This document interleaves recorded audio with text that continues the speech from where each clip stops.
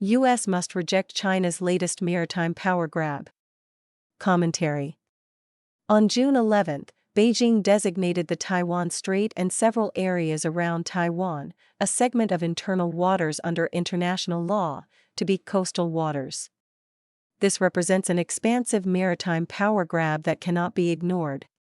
Articles 8 to 11 of the United Nations Convention on the Law of the Sea gives coastal nations far more authority over their internal waters than over their territorial waters. Beijing's declaration stated specifically that the waters east of Taiwan are our coastal waters where we are present, exercise jurisdiction and govern. The United States and international community must immediately reject that claim.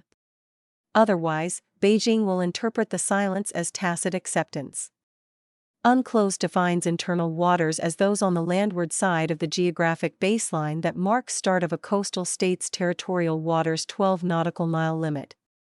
Internal waters include ports, rivers, inland waterways, and the near shore, or coastal waters if you use Beijing's term. Those extend from the low water mark out to the baseline that delineates the start of a state's territorial waters. There is no basis for China's designation of the Taiwan Strait as coastal waters. It is an international strait as defined by Article 37 of UNCLOS. It is used for international navigation between one part of the high seas or an exclusive economic zone and another part of the high seas or an exclusive economic zone. Moreover, prior to declaring the strait to be territorial waters in 2018, Beijing admitted it was international waters. Now it has declared those waters to be its coastal waters.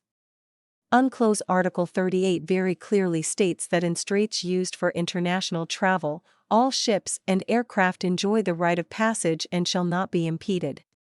China's territorial waters as defined by UNCLOS do not extend across the 81 nautical miles at even the narrowest part of the strait.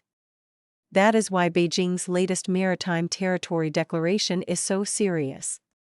Although the designation seems innocuous on the surface, it is in fact a maritime power grab initiated after a reputed 5-day maritime law enforcement operation. Beijing claims it inspected over 198 ships and craft during operations around Taiwan. It also conducted marine research and mapping of the sea bottom in the waters east and northeast of Taiwan, no doubt to refine Beijing's knowledge of undersea cable locations there. Supported by 4 Coast Guard cutters, China's Maritime Safety Administration deployed 3 of its 4 largest patrol craft, displacing between 5,000 and 10,000 tons. The majority of the MSA's nearly 300 patrol vessels displace under 100 tons, but 8 are ocean-going vessels exceeding 3,000 tons standard displacement.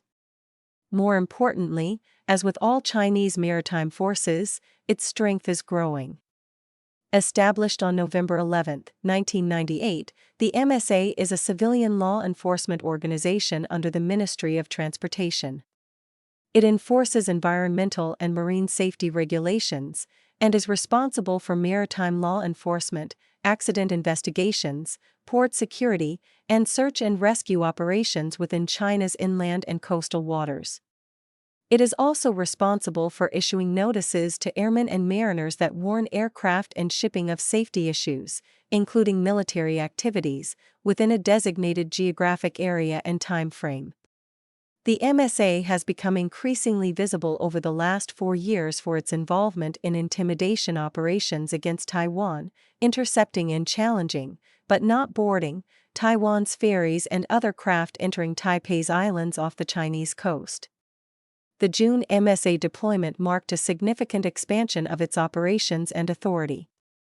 However Beijing may have characterized or justified those operations, they in fact simply mark the latest step in its campaign to gain control over the air and sea lanes on which its neighbors and Taiwan depend. China's leaders will argue that its new claims are consistent with Taiwan's status as a Chinese province that doesn't accept national authority and governance. While that reflects China's long-standing policy and position on Taiwan, this is the first time it has exercised its maritime regulations in those waters. The impact extends beyond Taipei and, more ominously, represents a destabilizing escalation in China's intimidation operations against that government and its people. More importantly, this maritime enforcement operation may represent a precursor to a future maritime exclusion zone around Taiwan. As such, formally rejecting those claims is essential to deterring any intentions to do so. Silence inspires aggression.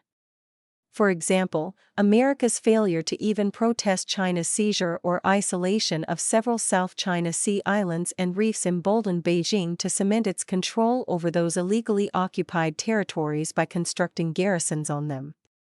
This administration cannot repeat those mistakes.